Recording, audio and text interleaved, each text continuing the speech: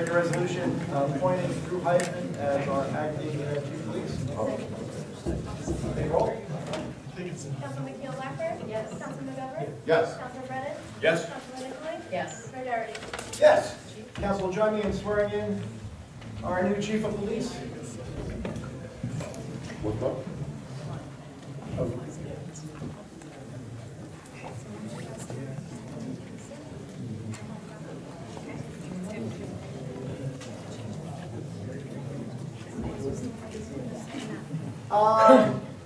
Tonight is a very special night. There's not many times we have swearing in. Our last chief of police who we swore in was Tom Palmisano, who's there in the back. Can we recognize him real fast?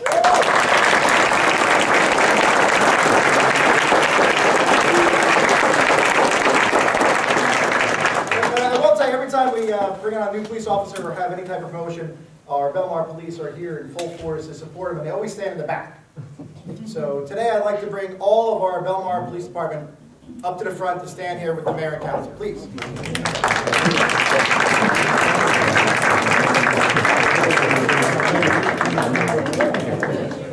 A lot of shaved heads, ladies and gentlemen. A lot of shaved heads. Those are the guys that are here. It's not my fault. I can't. In training and also. Such an asshole. You two graduates. All right, Drew, just raise your left hand on the Bible. Raise your right hand, repeat after me. I, Andrew Heisman. I, Andrew Heisman, Do solemnly swear do solemnly swear that I will support the Constitution that I will support the Constitution of the United States of the United States and the Constitution and the Constitution of the State of New Jersey, of the State of New Jersey, and I will bear true faith and allegiance and I will bear true faith and allegiance to the same to the same and to the governments established and to the governments established in the United States in the United States and in the state and in the state under the authority of the people, under the authority of the people, and I will faithfully, and I will faithfully, impartially, impartially, and justly perform and justly perform all the duties all the duties as acting chief of police of the acting chief of police of the of the Belmar Police Department of the Belmar Police Department to the best of my ability. to the best of my ability. So help me God. So help me God. Congratulations.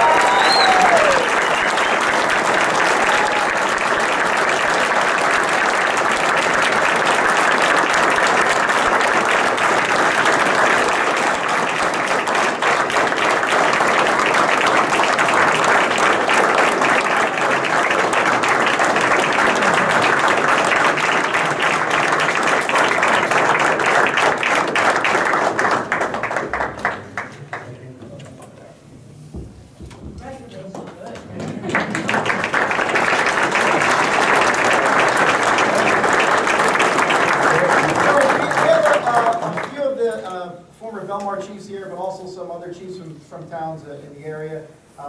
We have a chief from Spring Lake, and we have one.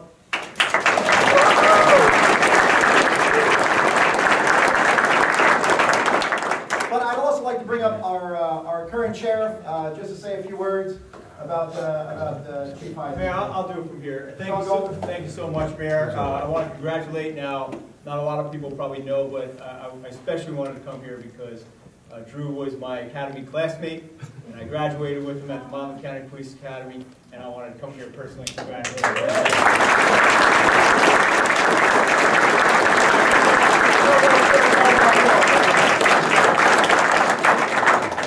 And I do have to tell you that now Chief Heisman is taking over a department that is phenomenal.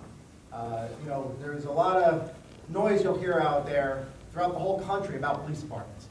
And I can tell you, and just look at everyone behind me, I can tell you that Belmar should be proud that there's no better police department in the state of New Jersey, or I think the country, than the Belmar Police Department that we have here.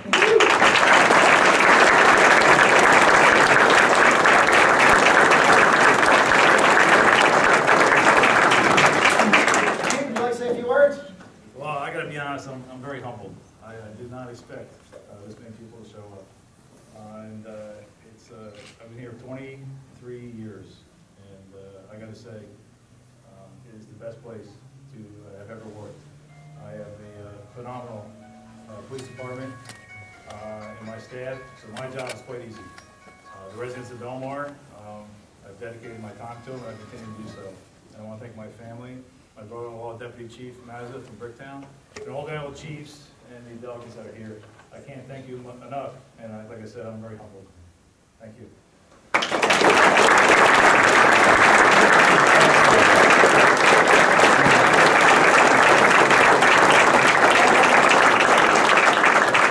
We'll be spending Chief Heisman's money at Clancy's in Neptune. Is that right after this?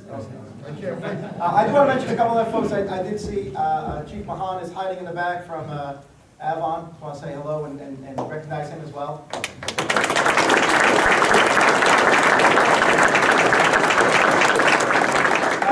We have some other chiefs with us as well. If you just raise your hand real fast, 'cause I know you guys are hiding in the back. Chief Pastor Check, thank you. There's quite a few chiefs behind. So thank you guys very much. I'm humbled again, and I can't thank you enough for showing up. I did not expect this. Congratulations one more time. Let's hear it for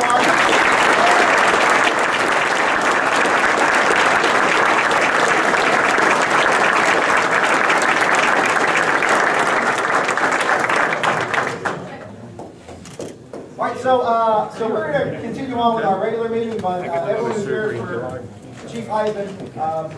Please, Oh, sorry. Walking them out for a couple minutes. Yeah. Vacation.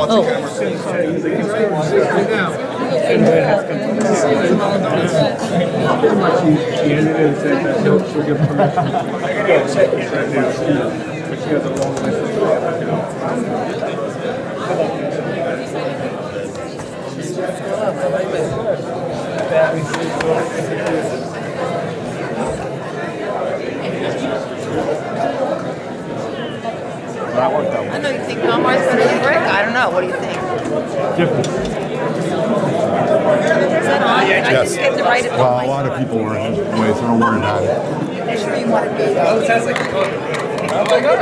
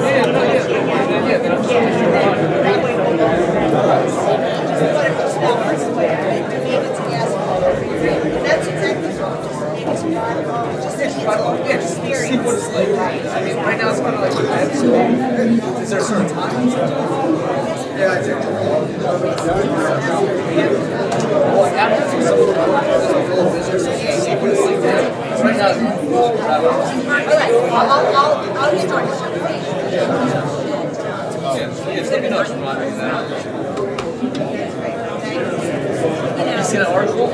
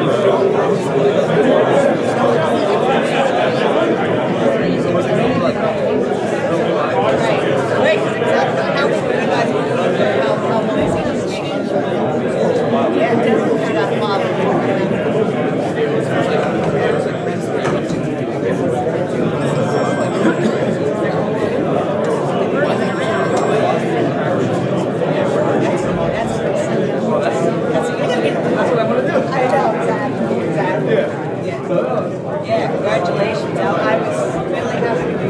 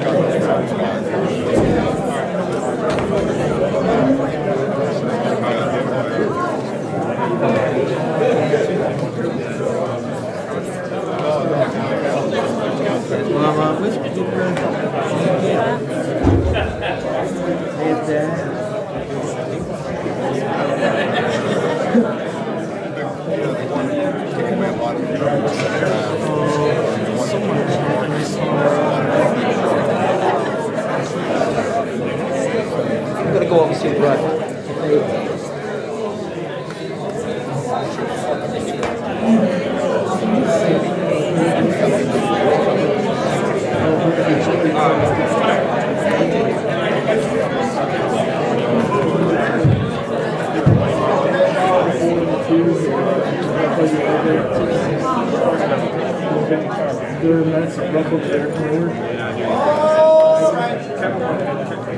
Oh, okay. Good to see you. Okay.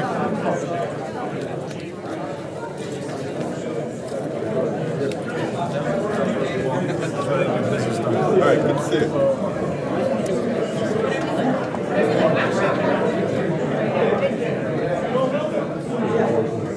All right, friends, we're going to resume our council meeting. Get a personal bow. Gotta settle down now. Tim City. Now.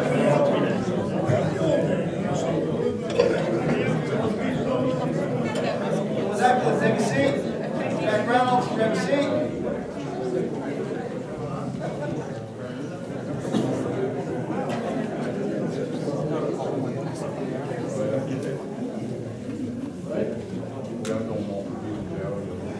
All right.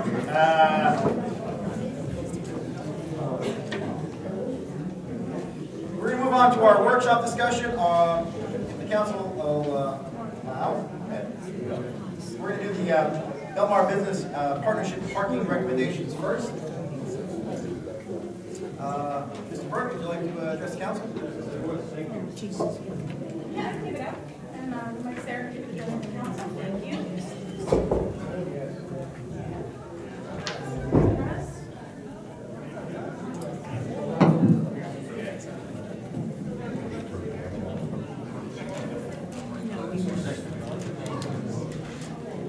Several meetings ago, the VVP introduced a petition to council, and I think it took people by surprise when we use the word petition. It's simplistic comment I think we're used in recent years. Petition means something different than the VVP intended. It simply stated the VVP is the petition means a simple request of working together with council. In this case, it's on the Belmar parking situation. And we apologize for the confusion that night that we didn't have the attachments ready to hand out. We, I think, got them out to the council people the next day. And since then, there's still been some confusion, and we thank the mayor and administration for allowing us to come up tonight and try to make some clarification on what our proposals actually are. Obviously, what we want to do with BBP is work together with the borough, with the administration in addressing what is a town-wide problem, and in particular in the central business district, with parking. There's only so many parking places available currently, and no matter how you look at it, to use the words of Administrator Colleen Conley, all we can do is sort of massage the situation and try to make it better. And the long-term solution is obviously perhaps some sort of parking garage and what have you, but that's certainly a long-range plan and we have to work toward it. Our recommendations do, if you move to the end of the program, end of the presentation there, do discuss it somewhat. Our immediate plans, obviously, are to meet with council and present our plans. We're planning to meet with our stakeholders and get their feedback on our recommendations as well. We've already begun that process. And one of the other initial things that we're going to be working with is with the business owners and the stakeholders on their responsibilities to help address the parking situation. For example, not having their employees park in front of their businesses or even nearby. We want to try to encourage remote parking, bicycle, pedestrian, walking, bicycling, and so on and so forth. So what we presented primarily, besides for the introduction, are 14 different steps, or 14 different, what we call more immediate actions. And a lot of people seem to think or have the impression that we're calling for paid parking on Main Street and paid parking where things are not currently paid. I think it's very clear in there that no paid parking is being requested for Main Street, 10th Avenue, 8th Avenue, and any avenues. We are, however, making some suggestions or recommendations for making some modifications to the plaza parking lot as far as time limits go, and making recommendations for kiosk-type parking on the west side of the railroad tracks and on the parking lot. The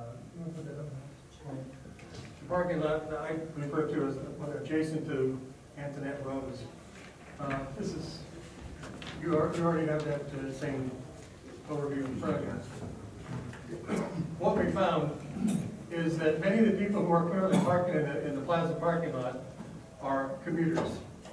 And both Janice and I experienced in running for council that many of these commuters come at 5 o'clock, 5:30 in the morning, take the train, go to New York, come back, get in their vehicle, and leave. And they are not Belmar residents.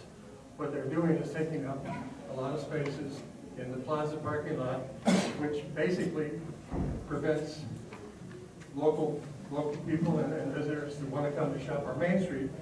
It reduces their parking, the availability of parking for them. Particularly, this is of course particularly prevalent in the summertime, but if you go down, even this morning I noticed, if you go down and look at the plaza parking lot, particularly the south end of the lot, you will see it's pretty well full at 6:30, 7 o'clock in the morning. And those people we have found are the commuters that don't live in Belmar, that park there all day, get in their vehicles when they get back and drive home. They haven't spent one dime in Belmar, well maybe $1 for a cup of coffee but that's about it. So what we're recommending is on the west side, we put kiosk parking in, make it available for, there's some question on hours, 16 to 20 hours for a $4 fee, similar to what they do in some of the other rail parking lots. Have that particular west side specifically for commuters. And on the Antoinette Rose parking lot, basically doing the same thing but with a less restricted, lesser time limit. We're thinking about 12 hours. That would be for people who might want to take the train to you go for the day to shop at Macy's and come back, and the 12 hours would be plenty of time for them, again, for a slightly reduced fee.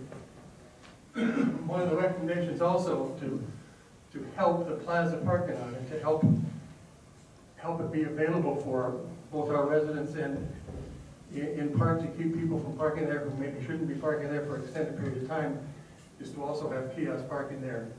Now, we realize that's a sensitive issue, and our thought was to have it a nominal fee of maybe $2 or $3 for a 5-hour parking limit, but the first 3 hours of that would be free, which means anybody who came to town, put their credit card in, sign up for 5 hours. If they left within the first 3 hours, they would be charged nothing. If they stayed beyond, they would be charged the $2. We feel that if that 3 hours gives people plenty of time to come in, if they want to eat out in the evenings or want to go shopping and get their hair done, it gives them plenty of time to do that. We've also recommended for the Main Street and the rest of the parking in town, right now there seems to be a conglomeration of times, 2 hours here, 3 hours there, 15 minutes there. We want it to be all consistent. We want all parking spaces, and we're working with the borough on signage and whatever with the county to be 3-hour time limit. Main Street would be 3 hours. A lot of it's 2 hours now. Want to make it 3 hours almost everywhere.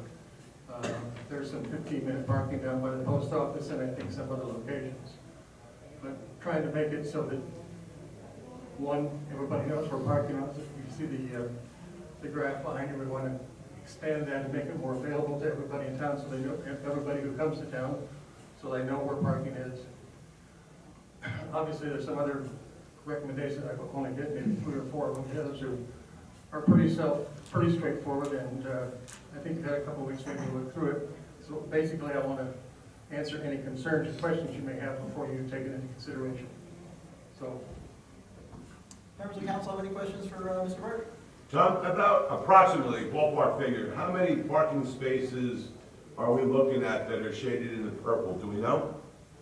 overall, that I don't know. That would be Tom Hoker's area. He's been working on that map. I know that on the west side. You're up next, Volker. 300. I know on the west side of the railroad tracks, I think we identified somewhere in the neighborhood of 60 or 70 parking spaces, which would be available for commuters. I think the Antoinette Rose parking lot area is another 30 or 40 spaces for people who might be traveling for 12 hours or so. The rest of that map, for people in the audience who can't see it, the blue parts are where existing public parking exists, and primarily that would all be 2-hour parking limits except for what we discussed here.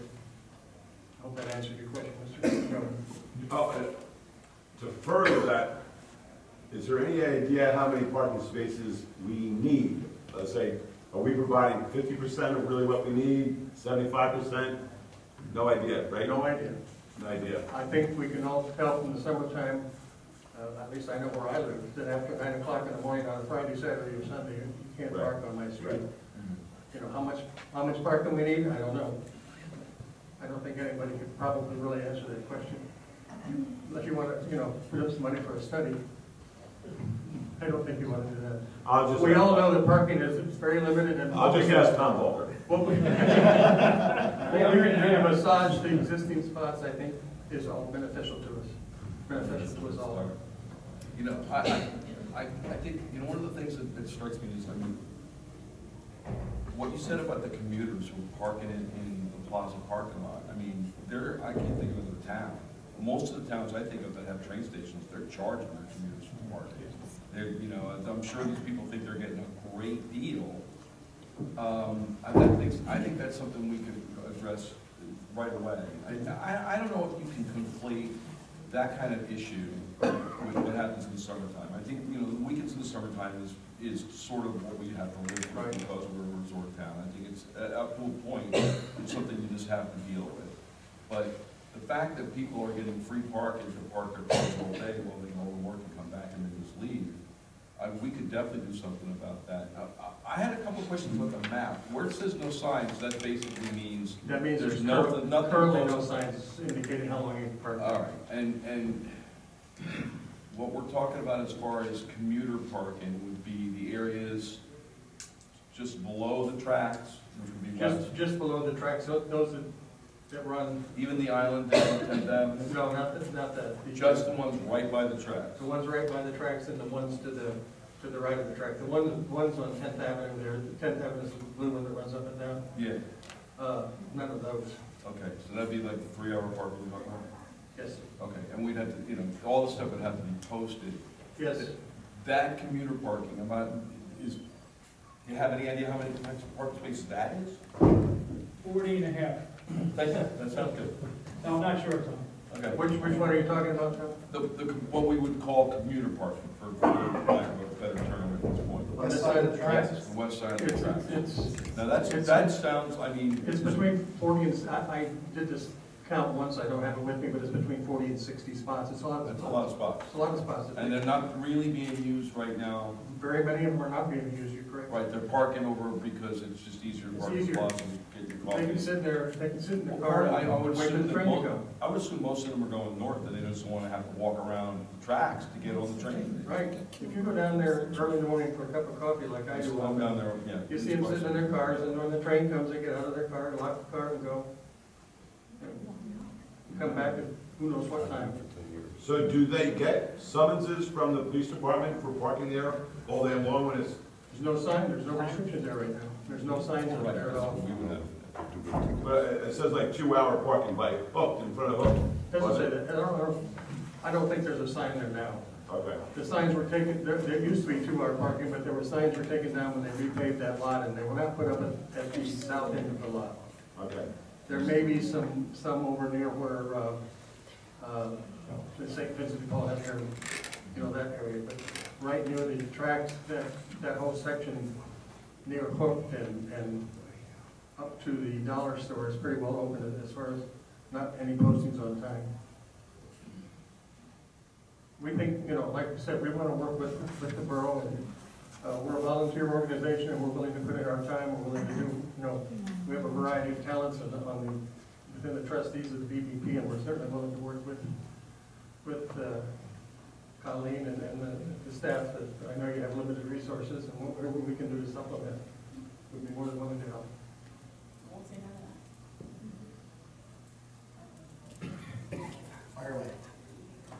There at the train station, have you thought about designating a pickup and drop-off area? I know I go down there quite often to pick somebody up, so I'm sitting there for 10 or 15 minutes till the train comes in, where you're designating, and it's coming in from New York, so I'm sitting on that west side.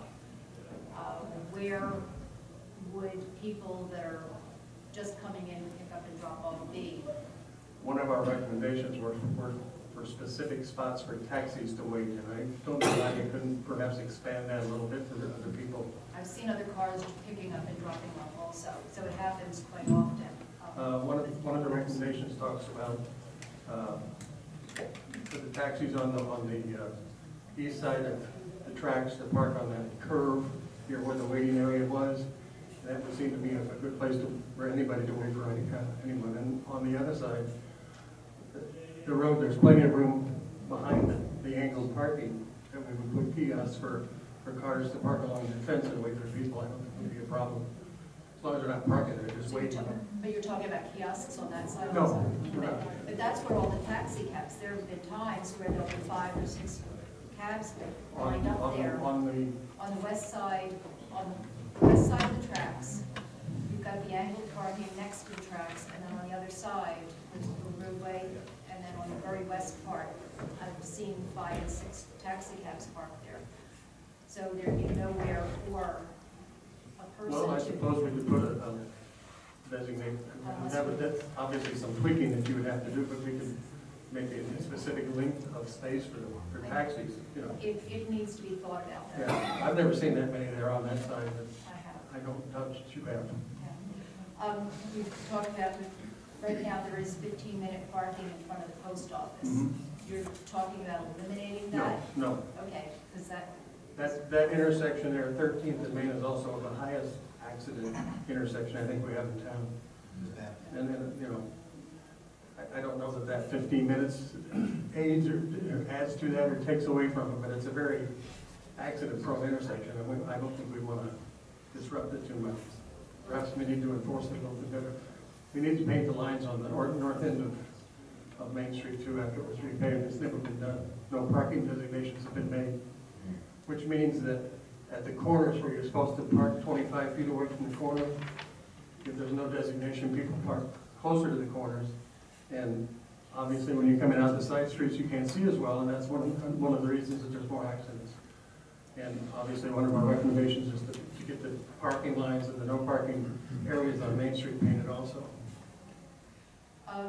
In the plaza parking area, what would the hours of the neighbors be?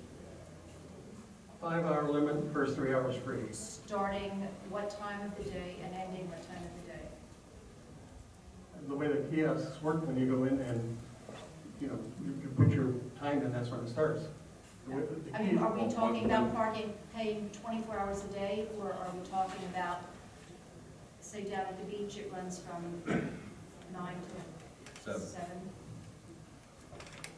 And the reason I'm asking, on Friday I nights... suppose, you know, we hadn't really thought about that part, but I'm sure after 9 o'clock, you know, from 9 to 5 in the morning, you can make it, you know, a free parking lot. Well, we do run concerts there on Friday and Saturday nights. Right. And we do have a lot of local Belmar residents who come to those concerts who are unable to walk there or ride bikes, because anyone who lives in the Rhode Island section really cannot ride a bike down there or walk down there at nighttime. There are no lights on 16th Avenue, and the sidewalks are a little bit dangerous for walking. So anybody from that area of town, and probably from the south section of town also, they drive up there. With the three free hours from the time they arrive to the time the charge kicks in, certainly is less than the time of the concerts. I go to the same concerts, so they're done by, say you got there at 6 or 5:30, they're done by 8:30 or so. And then the only other, does the BPD know how many employees there are through all the businesses in town? Have all of the businesses said that my business has 6 employees and I've got 10, I've got this many, and out of them, how many parking slots in town are the employees taking up? We don't currently have a figure on that. That's why one of our first actions is to meet with the individual businesses and talk to them about what's going on with their, you know, how many people they have, how many people are, where the people are parking. Is it possible for them to ride a bike? Is it possible for them to park more remote from the downtown area? Is it possible for them to use public transportation? We have buses and trains coming in. We're going to be working individually with each individual business who wants us to work with them in solving those problems. We want to encourage them to keep the spaces in front of their businesses and their fellow business people, you know, to help them understand that, you know, parking is primarily for the customers. And if not, they move their car in 3 hours? Yes, which would be an inconvenience. That's all. All right. Well, I asked my questions already. I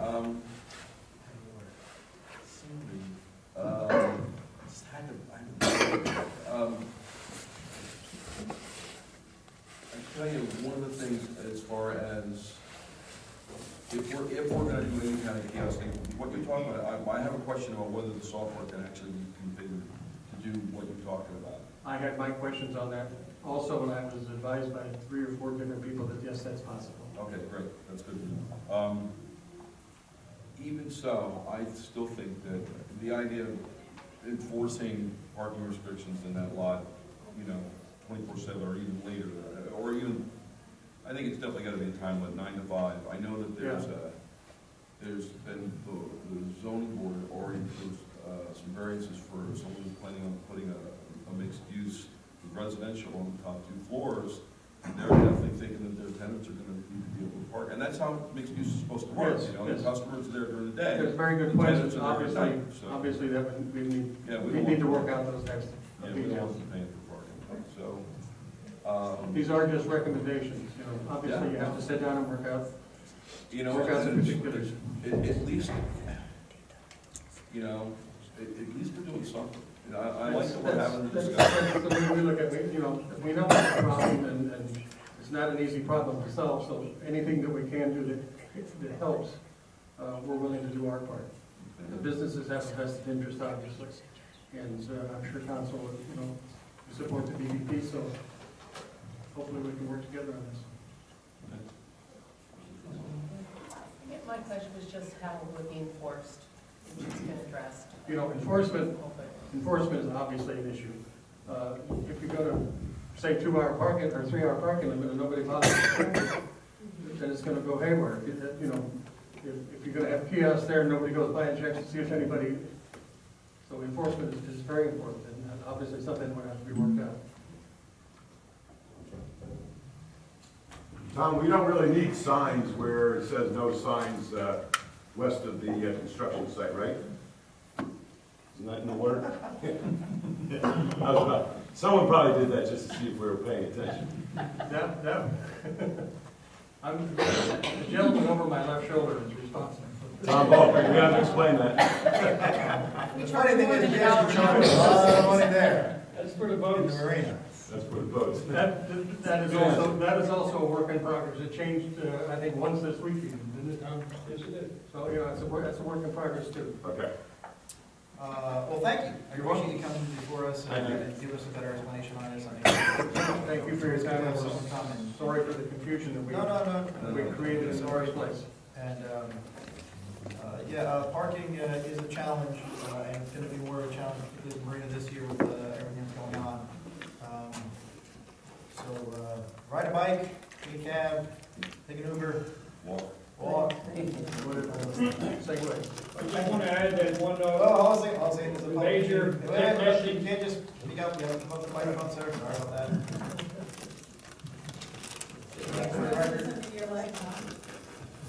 First time here. Tom Volker, remember my new address, 527 8th Avenue. Also with the Belmar Business Partnership. I just want to add that we have great citizens here in Belmar, and one of our great citizens who came up with that map is John Hutchinson, sitting right there with Matt, right over there, and he's getting autographs. So, that's it. Nice. Very colorful. Our next two issues really are one, that's the master plan re-exam and also redevelopment plan amendment. So if we could ask Ms. Roberts to come up and address the council on both of these topics. To make it work, address the council. Sure. Good evening, Mayor and members of council. Dave Roberts from Major Consulting. Good to see you all. As the Mayor mentioned, there are two items that are on your agenda are actually related. Some of them go back to the last master plan update and re-exam, which was 10 years ago, actually in August of 2006.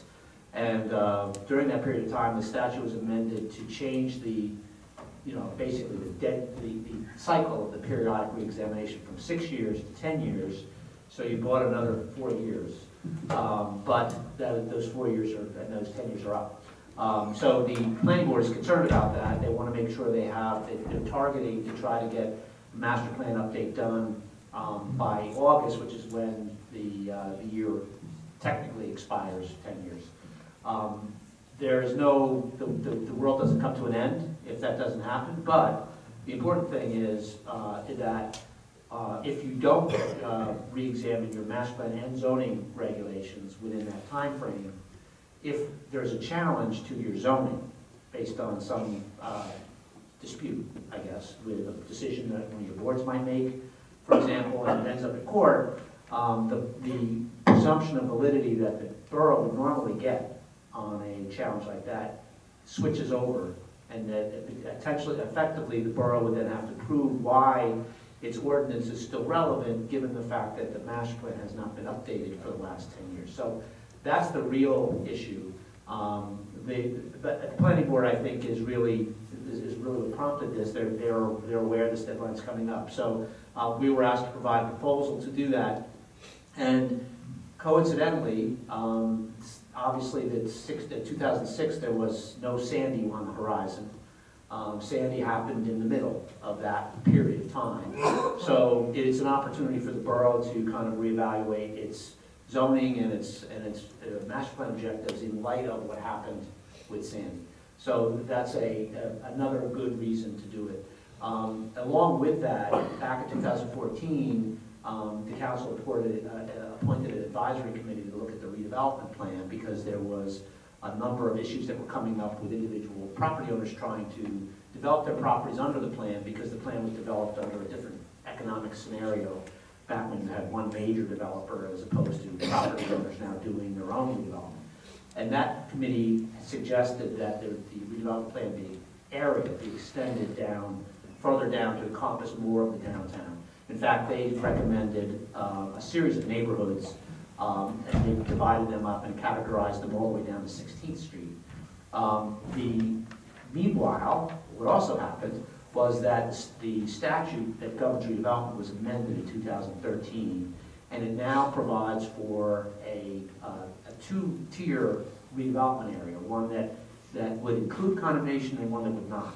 Effectively allows the borough to identify right up front and take that issue off the table. Prior to that, you could do an area in need of rehab, which the borough did right after Sandy to qualify the entire borough as an area in need of rehab. And that was to help property owners recover from Sandy because it gave them the ability to do 5-year tax abatements. And your advisory committee then also suggested that tax abatement or exceptions be used as an incentive to help stimulate investment in your downtown as well.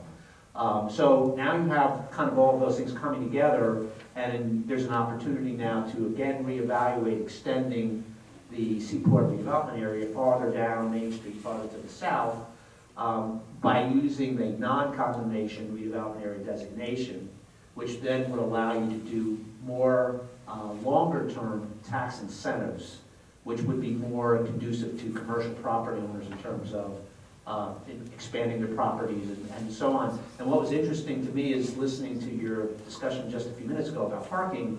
If you look at the area, and I think the resolution that we kind of collaborated on suggested that the planning board study the area down to 12th, which would encompass the school and the lumberyard. The lumberyard, there has been talk in the past about changing, maybe doing a swap with Borough Hall and moving Borough Hall out of the downtown and further out of the heart of things. That would enable a lot more of those things to be more feasible in terms of financial options. So what the suggested process would be is while the planning board is updating its master plan, that it also be looking at this area that we're suggesting in terms of extending the redevelopment area. Because one of the things that would happen is that assuming that there's some kind of a designation that ultimately is done by this governing body, that you're the ones that would be making the designation based on the planning board's finding, is that when it comes time to then update and amend your redevelopment plan, you'll be able to implement a lot of your advisory committee's recommendations for a bigger area, and it would already be set up in your master plan because the statute requires that the redevelopment plan be consistent with or designed to effectuate your master plan. So that's why you have both of them on your agenda tonight. It's because they are, even though they're separate tasks, both of which are done by the planning board, they're related to each other because they involve essentially the same area or the extension of that area. So that was I think the idea for me to be here this evening was to kind of explain that part of it, to give you a little bit of a perspective of why you're being asked to consider that at this point in time in 2016.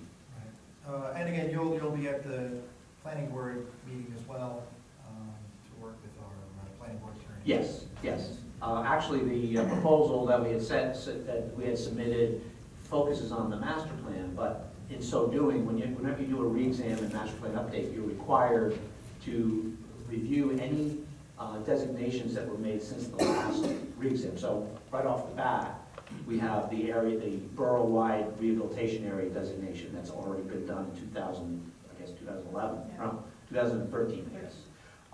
So that would be one thing we would look at, and then the planning board can then say, based on, we would also look at all the reports you've done, including your advisory committee's report, as part of that master plan update, and then the planning board can say, we are recommending that we implement certain recommendations of that report, including the extension of the tax abatement tool to a larger area of the downtown. And that's kind of how that will all work. But to answer your question, Mayor, yes, that would, my interaction with the planning board would be as part of that scope. Right. And Council President McGovern and I both sit on the planning board as well, so we'll be a part of that. Three things that I think are important for the council and for the residents to know. One, as mentioned before, there will be no use of eminent domain to take any private property and give it to a private developer. Zero, none. Second, there'll be no master redevelopment. We've been successful the last couple of years, whether it's the marina or Fifth and Main with Barrett and Pep and some other properties, by going on a block by block, lot by lot basis, working with each business owner. So you could have as large a developer as you want, or it could be, as small. And the last one, which I think is also very important, is that there is no coercion whatsoever. So if you're a business property owner in Belmar and you want to redevelop in this zone, then we want to partner with you. If you don't want to do anything, that's fine as well. So as we extend this, I think it's important to highlight those points, because part of this extension is going to go into an area that had been included before, but people successfully sued the town because of the coercion in eminent domain, which, and a master developer, and has tied it up forever, and, it was pretty much an abject failure up until the point of us making changes. We're at the point now where we've made so many changes that it's time to really take a grander scope, use it with our master plan, and expand it both to the south and also to the west, in staying in the commercial area, not going into any residential areas, but staying on Main Street and west. So I thought those are three important points to highlight. Council President, do you have any questions for? Yeah, I just have a question, Dave. Just to make certain, do you, through your professionalism and training, recommend to the planning board how this should be developed, or does the planning board, who are just residents, tell you what they want to do? Normally, Council President is usually a combination of the two. Normally, most processes like this, we rely on the knowledge of the local knowledge of the planning board and their experiences. They're dealing with applications all the time, and then we also then offer our suggestions in terms of what we see. We try to look at it in terms of a future vision for what it could be, and then bounce that vision off them to get their feedback in terms of whether that's an accurate reflection of what they see as the planning board. And obviously the council is in the redevelopment process, as you know, because you've been dealing with it now for quite some time, it's really the be-all and end-all. You make all the final decisions. You make the decision on whether the area should be designated, you adopt the final version of the plan, and you deal with the actual interactions of redevelopment in terms of proposals that come in after the plan is adopted. So you're really managing the whole process. The planning board is really there as a resource. They're dictated by statute to make a study of the area and make a recommendation back to you. And then, depending on how you want the plan to be shaped, you can ask the planning board to do that for you, or you can have it done and then have them send it to them, just like a zoning ordinance, send it to them for a comment. So either way, they see it, they give their input, but ultimately you make the final decision. The other thing I would say, Mayor, just to piggyback on what you mentioned, is you'll notice because of the statutory change that you're going to see the word non-condemnation in every single document. So you'll notice the resolution that's on your agenda, it's probably referenced in about 5 or 6 places. The notice that would have to go out would also make it clear that it's a non-condemnation redevelopment area. So, and then any resolutions that are done by the board and by this body would also mention. So that theme runs. It's made very clear and very public that you're stating right up front that there's not going to be any condemnation, and that's the form of the study that it takes. Councilman Blackburn? No questions right now. Councilman Brown? Thank you, Mr. Mayor. Mr. Roberts, I want to make sure I understand. Rehabilitation and redevelopment are two different things. They're two different designations, but a redevelopment plan can be done for either. Okay. One thing that, one thing potentially could happen is if the planning board comes back and says, maybe some parts of this area that we talked about in the resolution is going up to 12.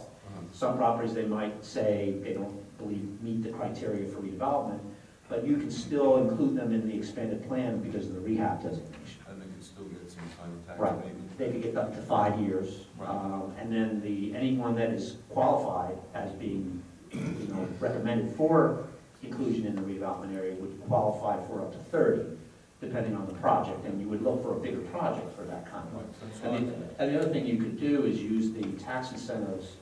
It could be a voluntary, would probably be effectively a voluntary redevelopment plan, because the mayor mentioned it's not, no one's being forced to do anything.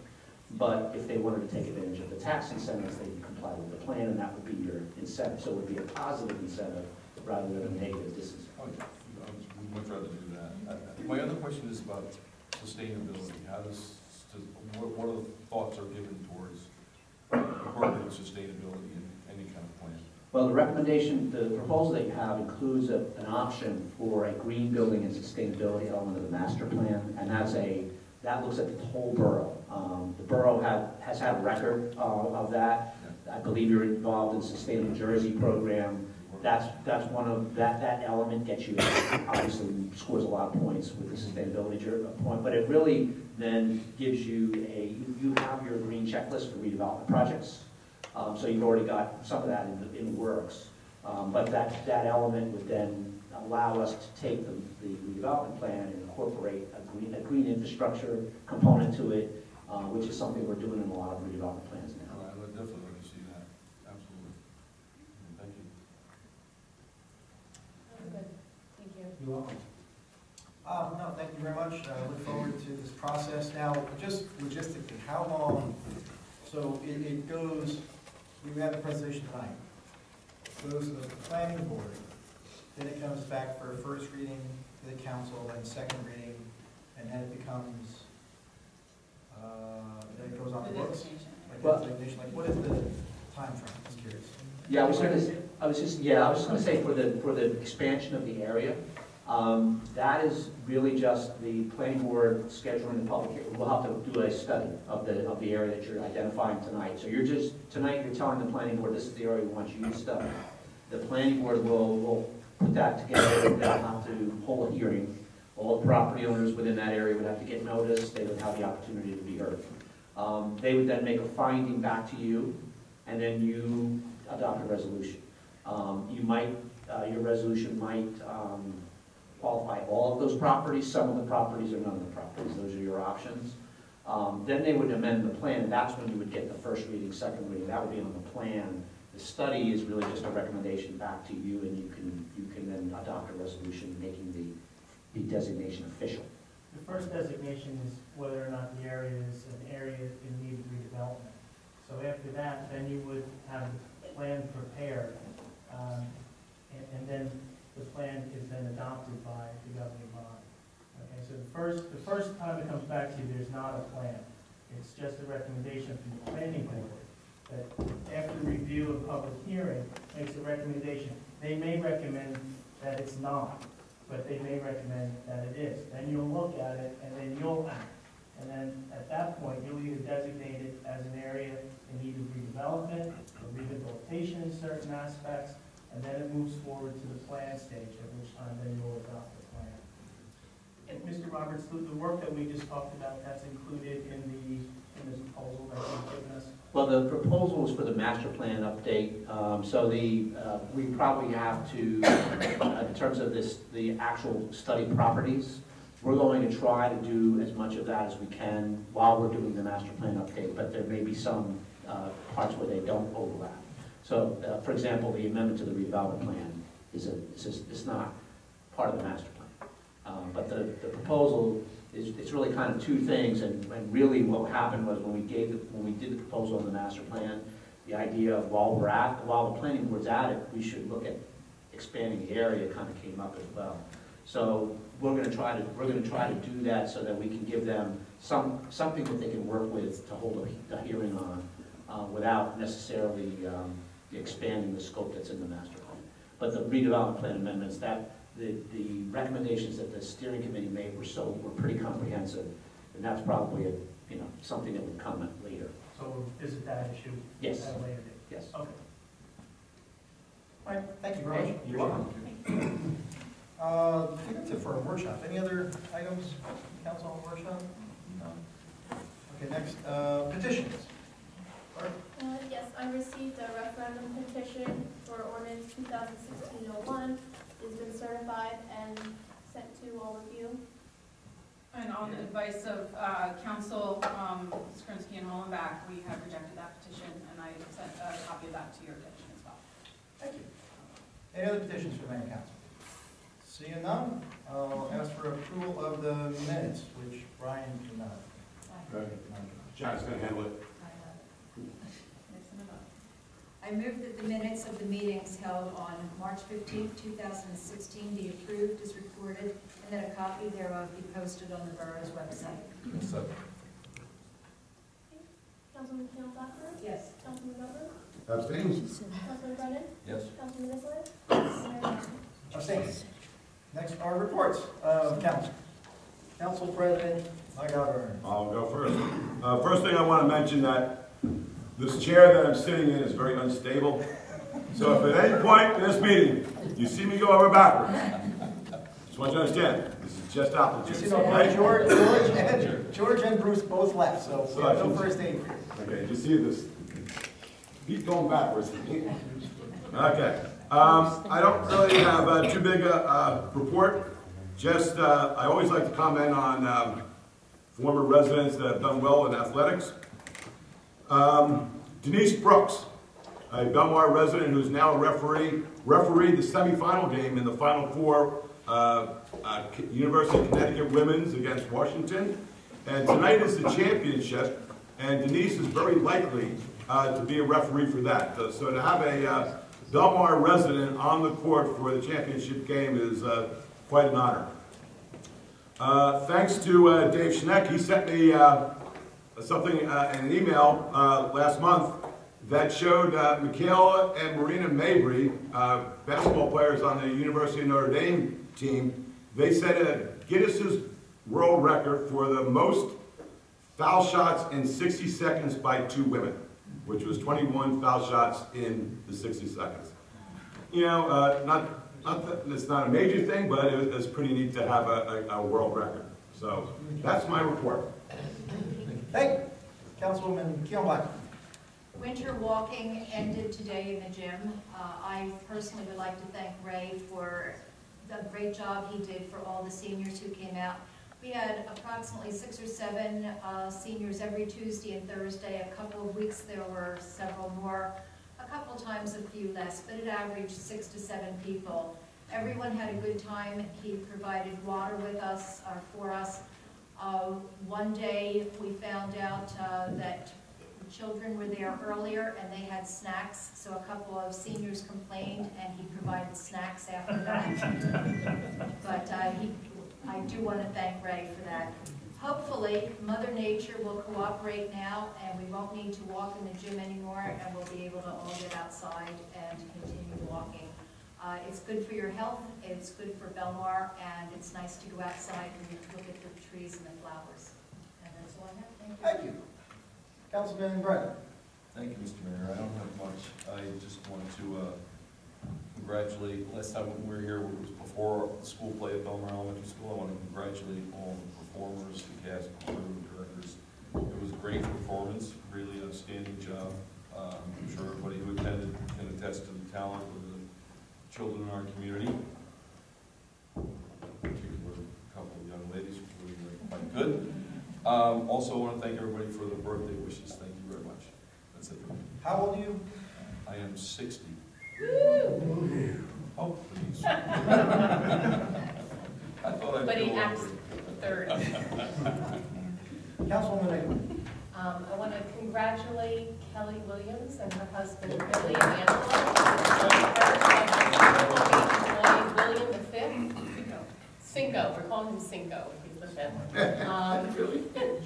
And, sorry, oh, that one is, so you can say it too. I want to wish a happy birthday to Dennis Witkowski, who's joining us tonight on his birthday, because it's the best thing to do in town, right? 60, right? 60. He also acts 30. Just want to touch on the summer camp for Belmar. Completely sold out. Hottest ticket in town. People should have been scalping tickets, would have made a lot of money that way. But everything's full, and we want to thank everybody who came out and got their children registered early. It's going to be a great, great summer. St. Rose Grammar School. On the 8th of April, there's a pep rally. On the 15th is BMX Assembly. And on the 27th is Arbor Day. Presentation by the 4th grade. Belmar Arts Council. Please go to this show. Go to all the shows, but this is a great one. It's the annual juried art show. Is now open through May 6th. It's Wednesday through Saturdays from 1 p.m. to 5 p.m. History of Belmar Arts and the Boat Works, Tuesday, April 12th at 7 p.m. with the Belmar Historical Society. And Art Walk, which is always a great, great day, is Saturday, April 30th from 12 p.m. to 4 p.m. Free to meet the artists, shop local artists, businesses, and prize basket drawings. Last but not least, we have the BBP. New Jersey Cable News 12 will be airing the BBP's Belmar It's That Good video beginning in May. I don't know if anybody saw it last year, but it's great. It's a bunch of video shots of Belmar and everything we have to offer, from the beach to the marina to our restaurants. It's really great, so we'll be airing that again. And I want to thank them again for presenting tonight on the parking issues. Thank you.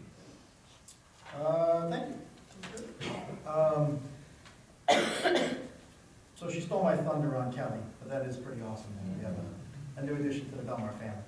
I do want to mention that Brian McGovern and I were absent from the last meeting because we were summoned. We were summoned to the White House for the St. Patrick's Day reception with the President, the Vice President.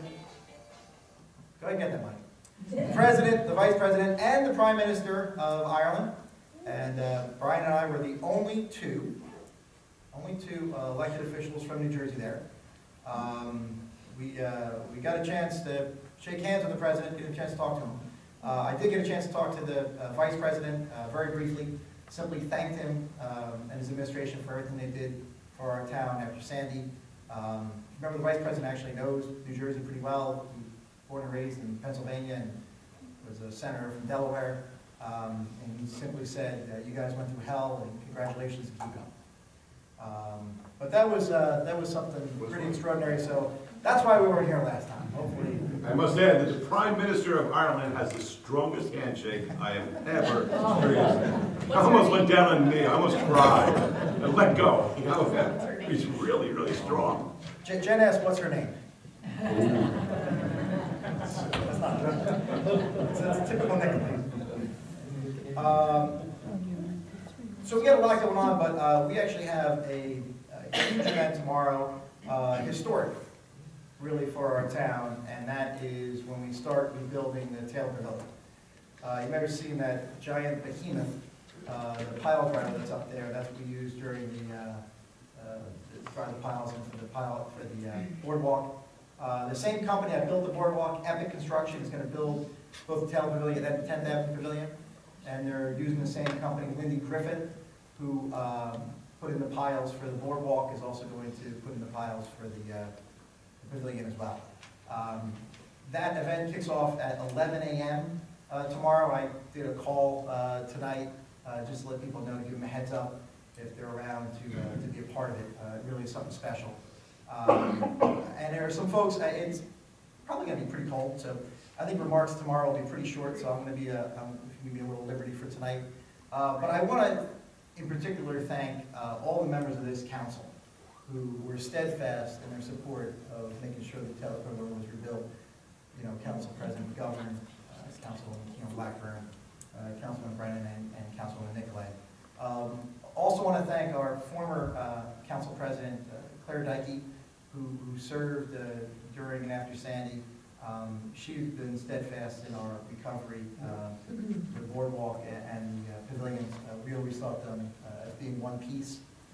It seems to still look odd that there's no pavilions up on the boardwalk. And lastly, and I think a lot of credit should go to this person, and that is Tom Burke. So Tom Burke made a very difficult decision, and I would tell you he stood by he had the courage of his convictions to put the needs of the people of Belmar ahead of politics. And while he has been a Republican candidate for office several times, I believe he's another candidate this year as well, instead of taking the easy political route last year, he made a very difficult decision and decided to support the pavilion when it was put up for a vote on a referendum. I personally don't think any recovery from a natural disaster should ever be put to a referendum, but this one was. And I can tell you, it's because of his support. It was because of him deciding to put people ahead of politics that it was able to pass in a very low turnout election. And because of that, he has faced a tremendous amount of personal attacks. I can tell you, sitting up here, and the rest of the members of the council can tell you as well, that when people disagree with you, at first they attack you on policy. And when they can't beat you on policy, then they attack you politically. When they can't beat you politically, then they attack you personally. And I want to tell you that it may not seem much to a lot of people, but it seems a lot to me. That this is an indication, a real manifestation of a profile and courage in our town of a man who stood up for his convictions. And I want to thank Tom publicly for that. So I appreciate a lot, Mr. Burke. Let's hear from Mr. Burke.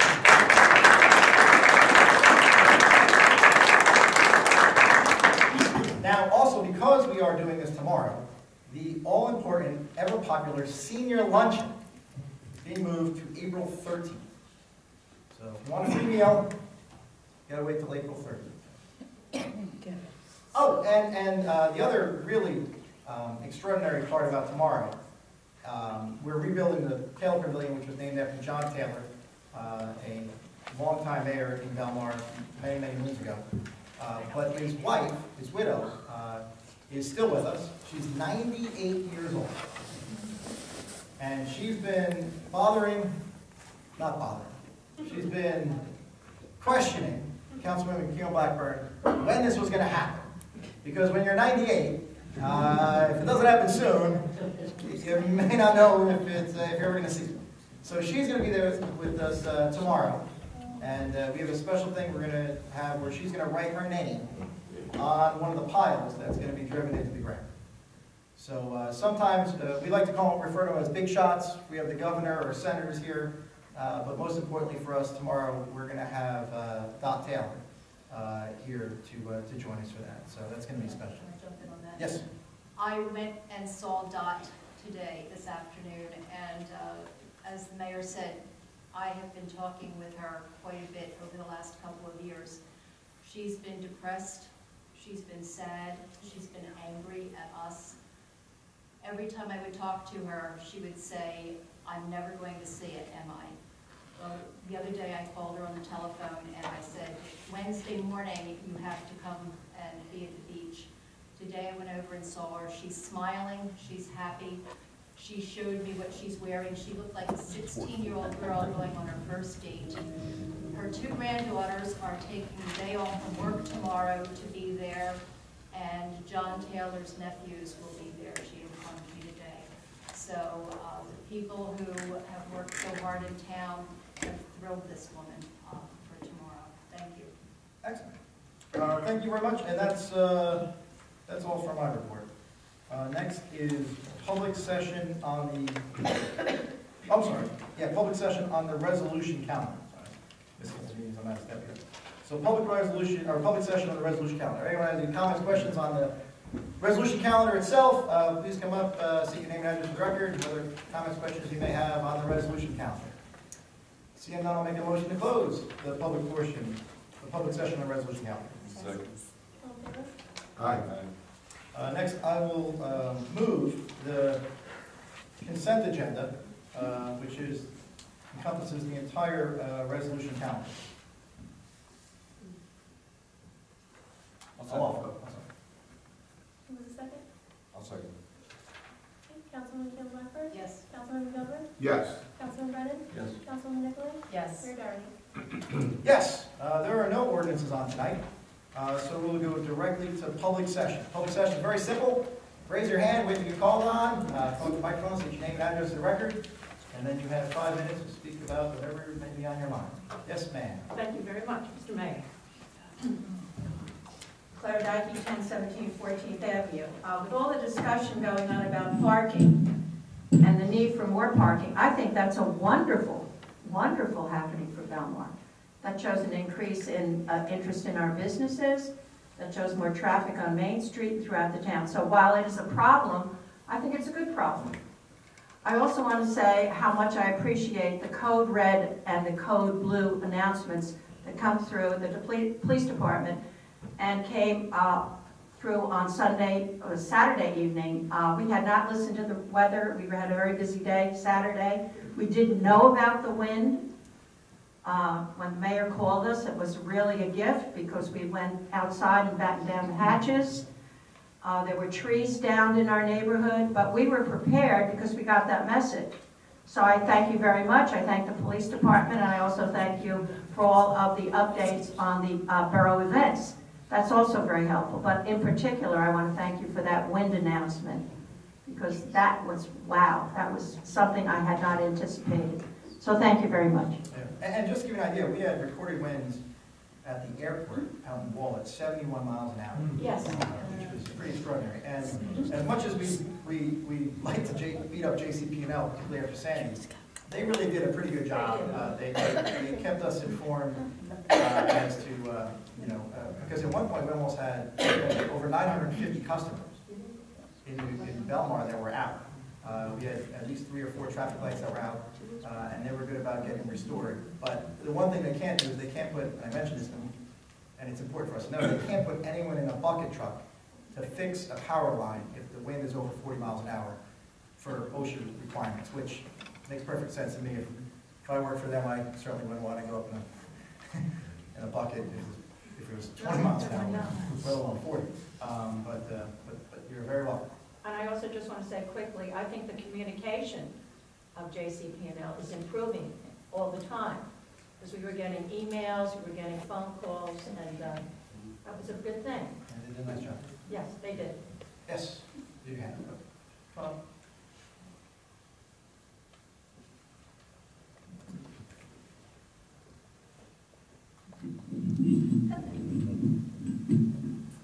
Patty Kavanaugh, 1840 Fairwood Road, Lake New Jersey. Good evening, Mayor and Council. A couple years back, I, along with other residents, shared our concerns with the outdoor dining in the rear of the establishment and how this would change the landscape of Belmar. At that time, we did not feel that our voices had been heard, and it is my understanding that the outdoor dining ordinance has been revised with regards to rear outside dining, and a resident would be informed if that were an action that were going to be occurring. I'm happy to hear this, as it does, in my experience, negatively impact residents who do live near establishments that could have rear dining taking place over their fence.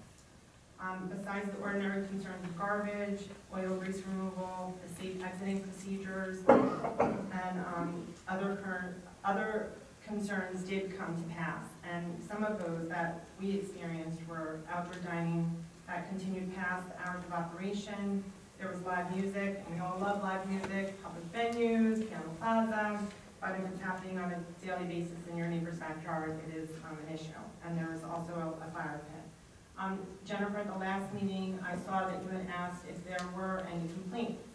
And I just felt it was really important for you to have all the facts, and the council and the mayor to have all the facts. The most concerning complaint was when the restaurant owner had called the police on my family as we were preparing a a rear rental unit. And during the afternoon, my husband was power washing the deck in the back, and Officer Walsifer, he appeared and he told them that he was responding to a complaint by the owner of the restaurant because of the power washing. And I don't think you want residents feeling like they cannot take care of their property or enjoy their property.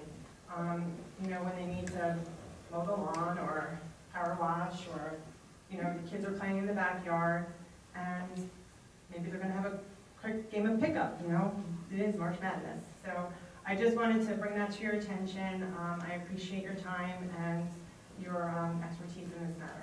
How do they call, the restaurant called the police on you, the resident?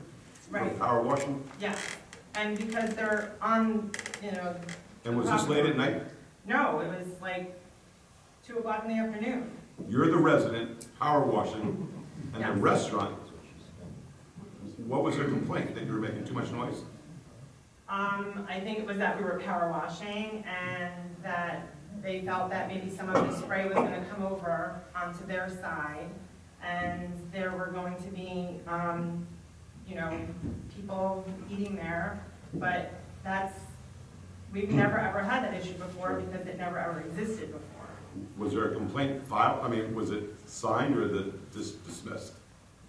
When Officer Walser came over and he asked, you know, he said, are you gonna be long? You know, how much longer are you gonna be? And he's like, I'm almost finished. So it kind of was, you know, done and over with. But if there was anything else, I mean, the gentleman who's on the other side of that, adjoining property in the rear, he's got, I don't know why, but he mows his own lawn. And he's got a sizable piece of property back there. It's like all sheep. And I could just see that then being, you know, something else. It's just, it becomes problematic for residents. And it's been something that has been, you know, on my mind for a long time. I wanted those concerns to really be addressed. I wanted people to have the opportunity to know what was going on and it not be a surprise to them, to wake up one morning and have, you know, a restaurant in your neighbor's backyard, or it used to be your neighbor's backyard. And, you know, I think it's an important thing that we have to look at, because I think the residents of this town are very important, and they're the people that keep us doing what we love to do. But the restaurant person called the complaint on the resident. The owner of the restaurant called and complained. And this was during the day? Okay. Thank you. Thank you. I will tell you that our existing ordinance when it comes to noise says that you're not allowed to have noise on your property cross over the property line. So as silly as it sounds, if I was mowing my lawn at 2 o'clock in the afternoon and it bothered Jennifer Nicolai, she could call the police. Now the police will show up because you call them, and they're going to say, ma'am, that's pretty ridiculous. But if she wanted to, she could actually file a complaint against me because per the current ordinance, your noise is not allowed to leave your property. Now, our police are outstanding, and they have what's called police discretion. So I don't think they've ever written a ticket for that. If you remember, years ago, we had an ordinance on the books that we changed that said that you could not build a structure on the beachfront which included sandcastles. So if your 6-year-old or 7-year-old built a sandcastle, technically, they were subject to a $25 violation. Now, of course, the police, smart, the law being dumb, the police never enforce that. So I would tell you that, yeah, so it sounds silly that one neighbor would call another, but unfortunately it does, and some of our ordinances actually lend themselves to that. But the good thing is we have an outstanding police department, a smart prosecutor, a smart judge who recognize what the spirit is. We can talk after that. Yep.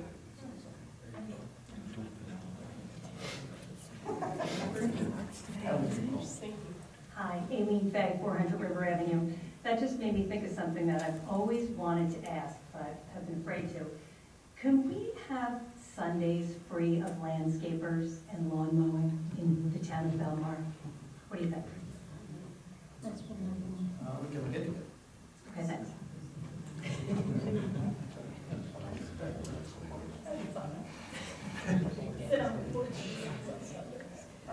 Seeing no other comments, questions, I'll make a motion to close the public portion adjourned. I know, sure, you already spoke. You speak one time.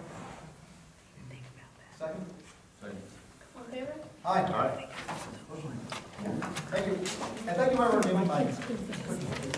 Good looking, actually. Thank you, Richard.